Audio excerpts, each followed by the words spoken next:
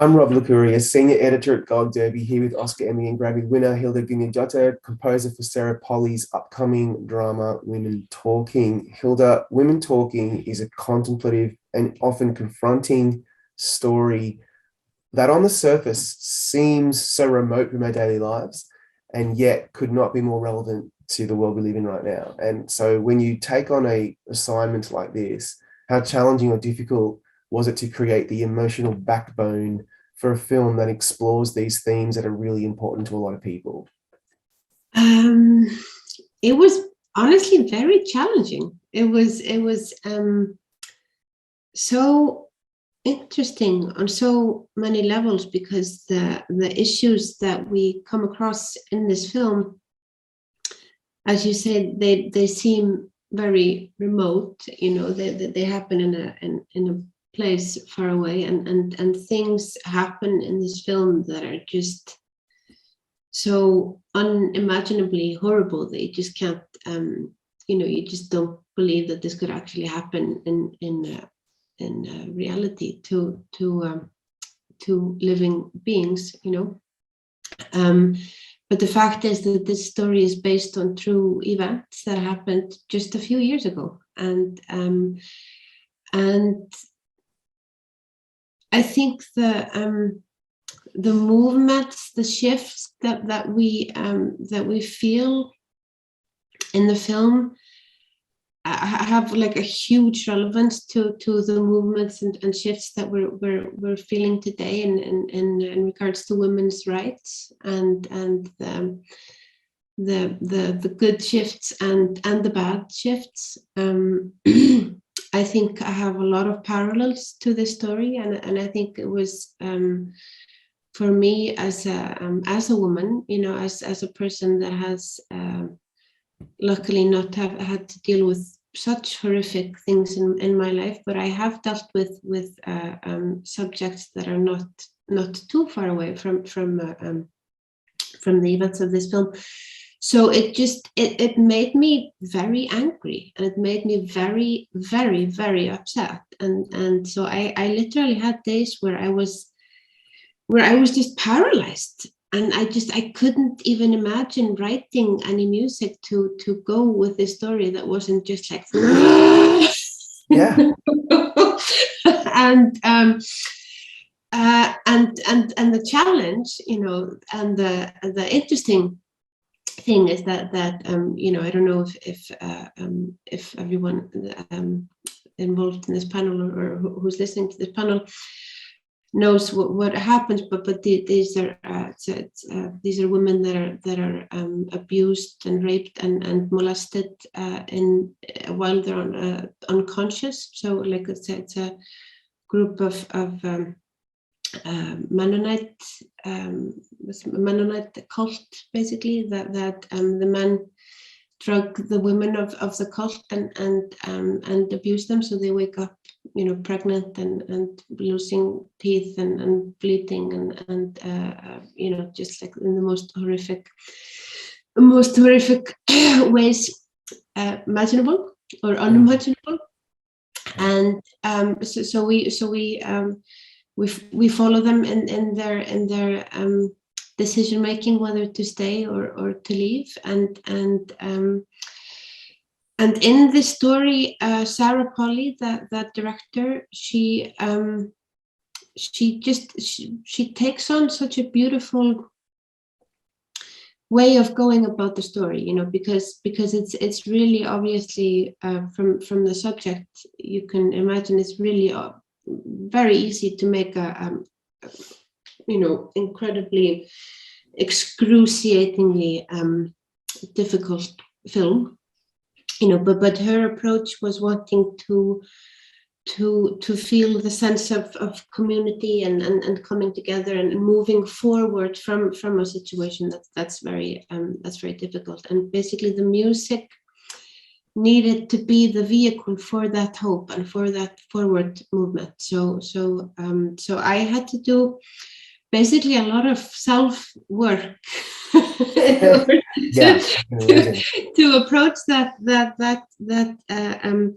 the music in that way, because I think you can't, especially when you're dealing with true events, it's Yeah. even it's based on a novel that's based on these events, so there are some fictional elements, but nonetheless you're dealing with things that happened in real life. So I think it's always really important to be respectful to the people that lived these events. Like you don't want to sugarcoat anything that these Right. people experienced, and I think it's really important not to dramatize what happened, to be honest and to be respectful. So it was a fine balance for the music, I think, to find a way in that approached the hopefulness, in such a hopeless situation. That's with right. respect, and so I ended up just pouring all the love that I had into the score, and I hope that it did it justice. It does. It defied expectation. I was expecting something really robust and angry, and yet your score it starts off really quite hopeful and uplifting. And to me, that made me feel, made me understand the resilience of these women and their steadfast faith and unwavering commitment to each other as a community. So that really works. But then there's a lot of beautiful, hopeful music that kind of contrasts with what we're seeing on the screen. But we don't often see the men in this story, if at all. When we see them, they're looming in the background. It's like a specter. And that's when the tension really ramps up. And we get this palpable sense of dread and grief and anxiety, which is amplified by your music and these deep stretched strings that make us feel unnerved and unsettled and wrung out. I'm curious about why, or just about that process, about, you still delivered those parts of the score that were very necessary to make us feel that way. Yeah. Well, it was clear that there needed to be elements of I want to say ugliness, but ugliness is perhaps not the right word. But elements that were not beautiful. Let's say, elements that were uncomfortable. There definitely. I knew that there needed to be, especially in the flashback scenes, like when we see what happened to the women, like when we're with them when they're waking up, in their blood, and in those kind of scenes, like it was clear that those scenes needed to be uncomfortable,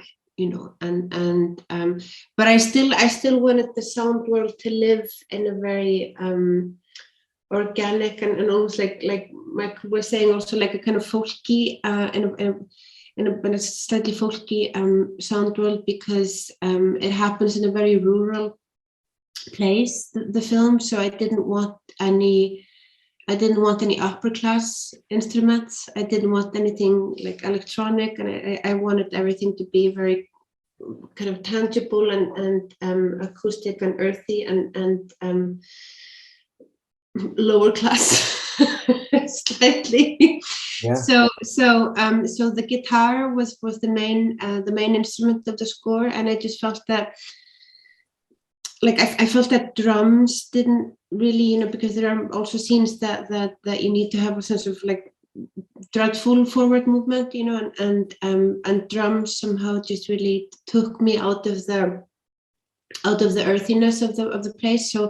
So I ended up using the guitar as a percussive element as well. So a lot of that kind of more uncomfortable scenes are either some sort of like bells, or because I also wanted to have a connection to what I felt this film was also kind of like both a doomsday and a call to prayer at the same time. So I wanted the bells to be present for that.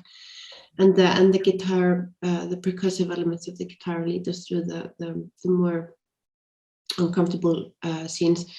and I also maybe wanted to use because the guitar also leads us through the kind of the thematic material and the more beautiful elements. You know, I wanted to kind of turn the beauty on its head also. You know, to use the same instrumentation as such, but turn it upside down. You know, turn the beauty into ugly.